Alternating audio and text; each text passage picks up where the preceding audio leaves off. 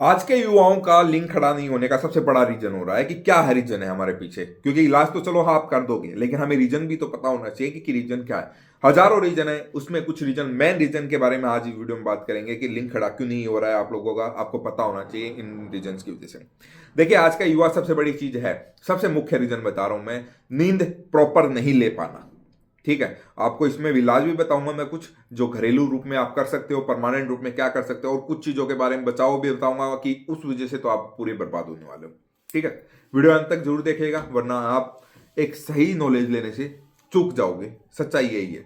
देखिए, आज के युवाएं रात को 10 बजे तो कोई सोता ही नहीं है, 1 बजे 2 बजे सोते हैं। जब आदमी का शरीर हील होता है, वो टाइम ही 10 से लेके 1 बजे के बीच का होता है, और उस वक्त तो आदमी रील्स में लगा हुआ है, वीडियो देख रहा है, और कोई आराम नहीं है शरीर को। तो वो जब सेल्स रिकवर नहीं होंगी तो आपका शरीर कैसे रिकवर होगा, और आपको सेक्सुअल प्रॉब्लम तो आनी है, इरेक्टाइल डिस्फंक्शन, प्रीमेच्योर इजैकुलेशन और स्पर्म काउंट वाली समस्याएं तो आपको बननी ही बननी। दूसरा सबसे बड़ा रीजन है आपका मास्टरबेशन ज्यादा करना। मास्टरबेशन अगर आप लंबे समय तक करते हो, ज्यादा वीर्य नाश कर रहे हो, चाहे वो सेक्स को लेकर हो, मास्टरबेशन, लेकिन मास्टरबेशन मुख्य रूप में आता है क्योंकि मास्टरबेशन आपका प्रीमेच्योर इजैकुलेशन के रूप में ज्यादा बढ़ावा दे रहा है।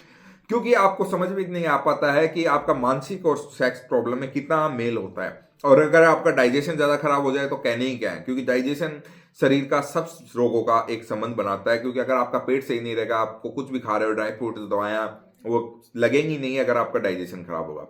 तीसरा सबसे बड़ा रीजन है आपकी अंग्रेजी दवाएं खाना। चाहे आप शुगर बीपी की पेशेंट हो, या आप कोई भी बीमारी की दवाएं खा रहे हो, अंग्रेजी दवाएं, या आप कोई भी मैन फोर वगैरह जैसी टैबलेट सेक्स प्रॉब्लम के लिए लंबे समय तक या कभी कभार लेते हो, एक यार ले लेता हूं, कभी टाडाफिल, सिडाफिल, टेस्टोस्टेरोन के इंजेक्शन, ये डायरेक्टली आपको नामर्द बना रहे हैं। आपको पता भी नहीं चल रहा है आपको इरेक्टाइल डिस्फंक्शन की प्रॉब्लम कैसे आई। आप सोचते हो ये दवाई थोड़ी एक कभी कभार लेने से क्या होगा। देखिए, जहर थोड़ा थोड़ा लेते हैं तो शरीर को नुकसान तो करेगा, क्योंकि वो जहर है। वैसे साइड इफेक्ट वाली दवाएं तो साइड इफेक्ट करेंगे, चाहिए आप थोड़ी थोड़ी लो। अगर लंबे समय तक कोई अदर बीमारी की आप एलोपैथिक मेडिसिन खाते हैं तो वो भी डायरेक्टली आपकी सेक्सुअल प्रॉब्लम पर असर करती है। मैं ये हजारों पेशेंटों पर देख चुका हूं। जितने भी शुगर बीपी के पेशेंट हैं उनका मैंने खुद देखा है, जब वो नॉर्मल तरीके से एलोपैथिक दवाएं छोड़ देते हैं तो उनकी सेक्सुअल प्रॉब्लम धीरे धीरे ठीक होने लग जाती है, और बाकी आयुर्वेदिक दवाएं लेने से तो पूरे सही हो ही जाते हैं। ठीक है, चौथा सबसे बड़ा रीजन है आपके फास्ट फूड खाना, कोई नशा करना। ठीक है, मार्केट की जो तली फली चीजें हैं, केमिकल युक्त चीजें हैं, डब्बा बंद खाना, ये खाना भी आपके इरेक्शन को खत्म करता जा रहा है। ठीक है, और पांचवा सबसे बड़ा रीजन है आप जिम जाते हो, प्रोटीन पाउडर जैसे केमिकल युक्त पाउडर खाते हो, वो भी बहुत बड़ा रीजन है आपको नामर्द बनाने वाला। ठीक है, तो ये कुछ रीजंस हैं आपको बर्बाद कर रहे हैं। तो इनको आप अगर छोड़ दोगे, उनको आपको सही कर लोगे, तो हो सकता है थोड़ा बहुत आपको आराम तो ऐसे ही आना स्टार्ट हो जाए। प्रॉपर नींद ले, कोई नशा ना करे, एलोपैथिक मेडिसिन से जितना हो सके वो बचे।